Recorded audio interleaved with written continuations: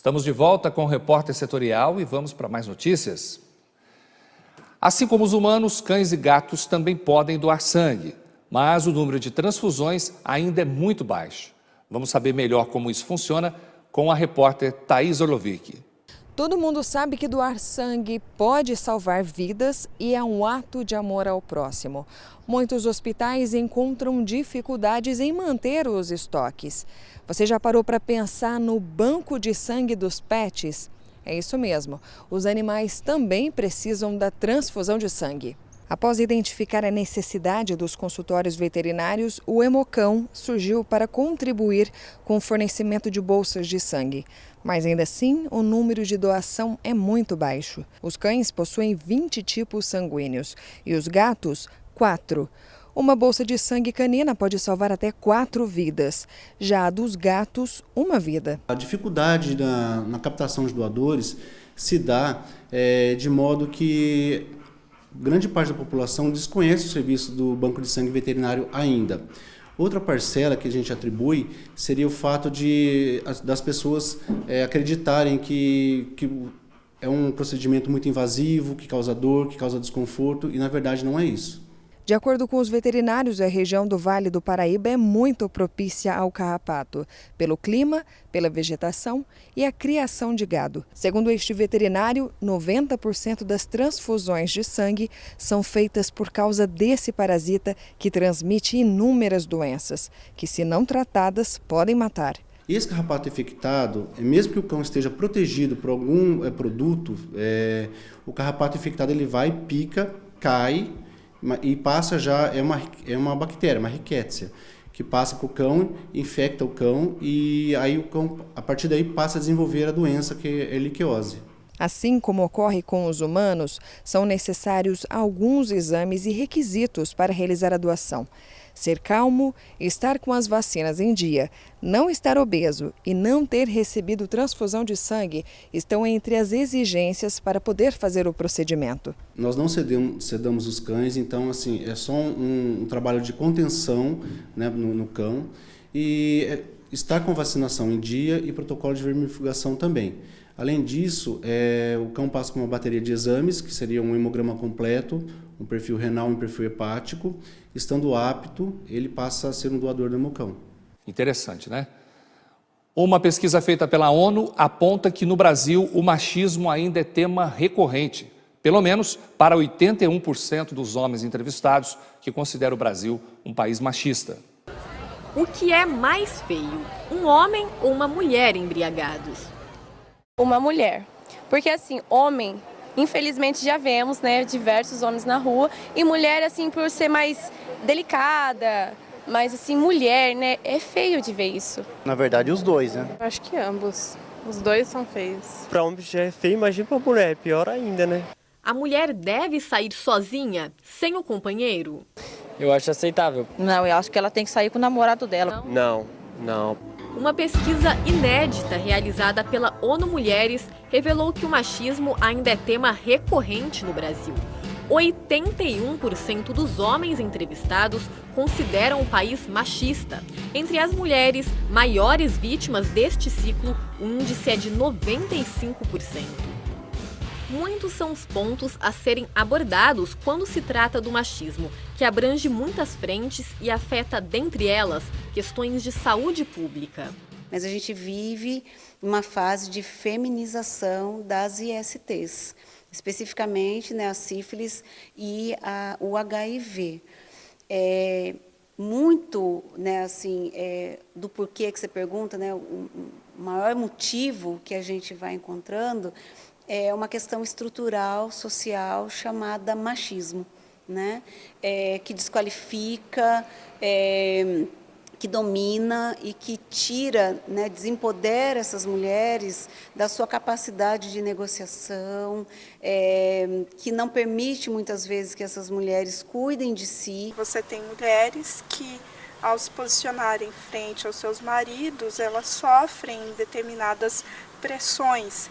E essas pressões fazem com que elas repensem a sua identidade, o seu próprio corpo. Machismo mata. Portanto, respeito é a palavra-chave. A socióloga e professora universitária Lidiane Maciel destaca que o machismo está em vias de decadência, mas ainda é um desafio em nossa sociedade. Você desqualifica, né, o sofrimento do outro ou esses ambientes que, né, que reproduzem o machismo, né? Então é um comentário outro, é um comentário que vai se tornando verdade, e aí quando você vê, você tem uma estrutura imensa, né, de um machismo que ele está em vias de decadência, mas ele ainda sobrevive. Olha só, a Secretaria da Educação do Estado de São Paulo abriu inscrições para 45 bolsistas para o programa Escola da Família, aqui no Vale do Paraíba. O cadastro pode ser feito até sexta-feira, dia 14 de setembro, no site escoladafamilia.fde.sp.gov.br. Os interessados precisam estar matriculados nas instituições conveniadas em cursos de graduação e licenciatura. A Secretaria de Educação vai pagar até R$ 500 aos aprovados. O restante do valor vai ser subsidiado pela faculdade. Para ter direito ao benefício, os alunos vão ter que atuar em atividades ligadas ao trabalho durante os fins de semana. A carga é de 8 horas, sendo desenvolvida em projetos ligados à saúde, cultura e esporte. Os selecionados vão ser encaminhados para uma das 2.200 unidades da Escola da Família. A lista tem validade de 1 ano. O tema de hoje da entrevista do dia é Direito da Família. O jornalista José Carlos Cataldi conversa com João Gabriel Faria, especialista em direitos fundamentais.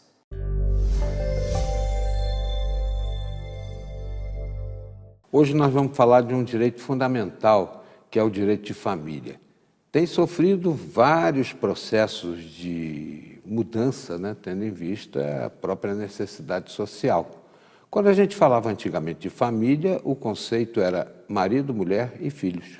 Hoje, esse conceito vai mudando, tendo em vista essa questão social que tem também uma dinâmica. Nós estamos recebendo para conversar sobre o assunto hoje o Dr. João Gabriel Faria, ele é especialista nessa questão e vamos conversar, sabendo aí coisas importantes como a união estável, que muitas vezes não precisa estar estabelecida no papel, mas ela se declara em função de si mesma. Tudo bem, doutor João? Tudo bem. É uma enorme alegria estar aqui também, podendo contribuir com a elucidação dessas questões que são tão relevantes para a sociedade.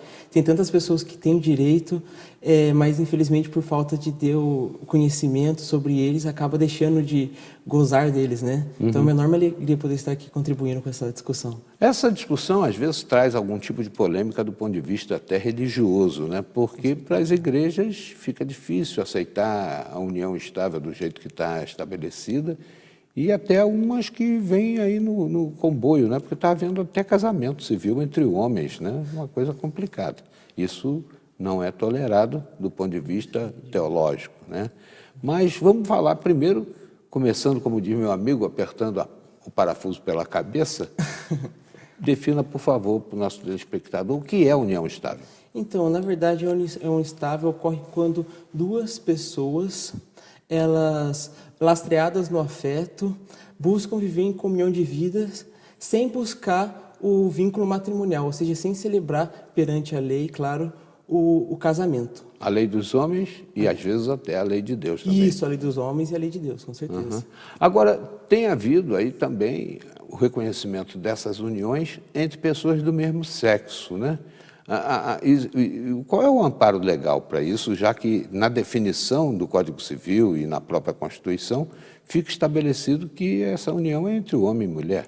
Então, na verdade, o Código Civil ele prevê realmente que a união, né, o matrimônio, no caso o casamento, se dá entre pessoas de sexos distintos. Entretanto, caiu por terra essa concepção perante o direito que o vínculo entre a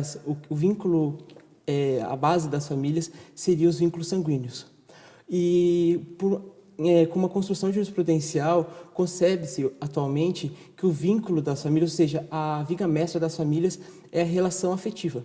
Isso serviu como base não apenas para o reconhecimento das famílias homoafetivas, mas com o reconhecimento de diversas famílias, como, por exemplo, a família anaparental, que é a família em que não existe a figura dos pais, a família substituta, né, que no caso seria a família decorrente da adoção.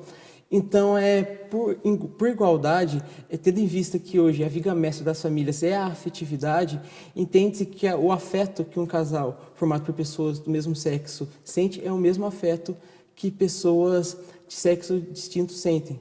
Por isso, perante a lei, claro, seria, como é que eu posso dizer, contra o princípio da igualdade, o reconhecimento das famílias heteroafetivas e o não reconhecimento das famílias homoafetivas. Indo buscar lá atrás, telespectador, a gente vai ver situações que aconteciam do ponto de vista patrimonial de profunda injustiça, porque pessoas do mesmo sexo que se uniam não tinham o direito de herdar, não tinham o direito de poder enfrentar a família daquele outro que vinha e assambarcava tudo. E essas pessoas, às vezes, lidavam com companheiros doentes, né? Passavam por toda aquela parte do sacrifício, ou seja, roía o osso e deixava o filé para a família que não cuidou daquela pessoa durante nenhum momento da vida, né? Isso. Essa união estável, nesse ponto de vista, veio a corrigir esse problema, do ponto de vista patrimonial principalmente. Não, com certeza. Tinham pessoas que muitas vezes viviam a vida inteira se dedicando integralmente a outras, muitas vezes dedicavam amor, dedicavam cuidado. Entretanto, por falta de ter esse reconhecimento legal, entendia-se que eles não eram família.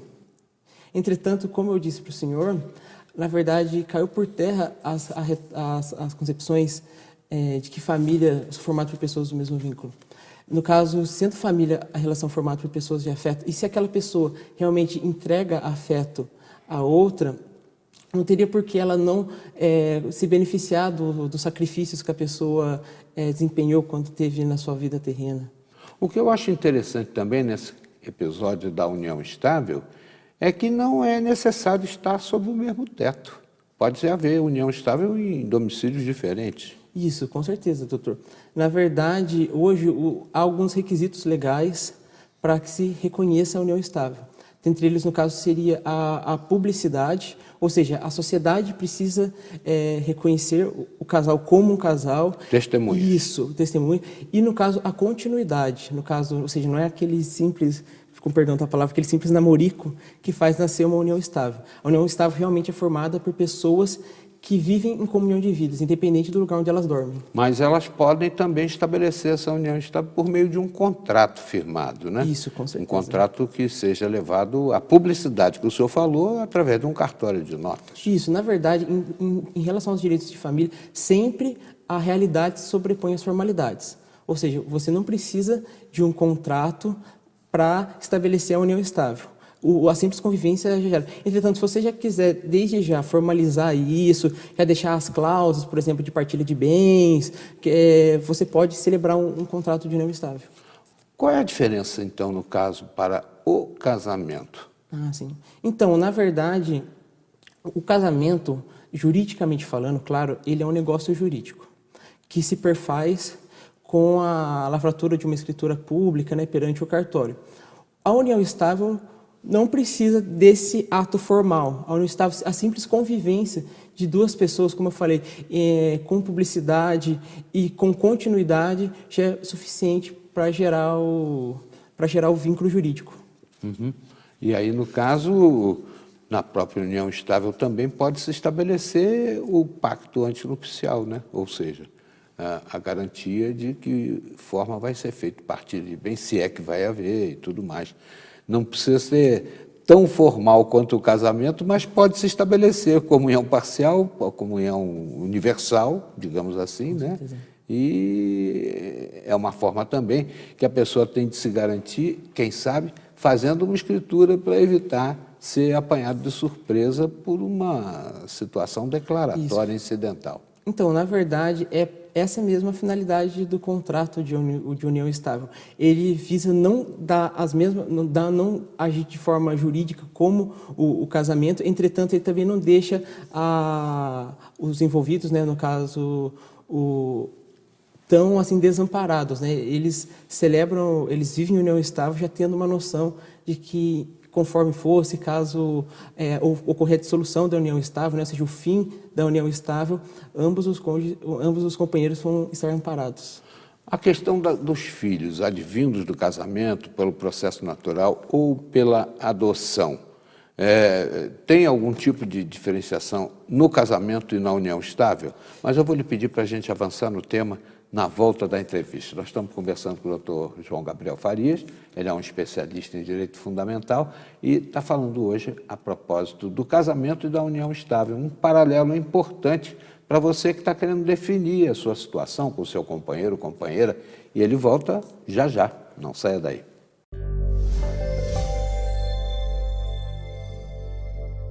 Depois do intervalo, você confere. Cerca de 450 pessoas morrem por ano no estado de São Paulo, vítimas de acidentes de trabalho. É só um instante.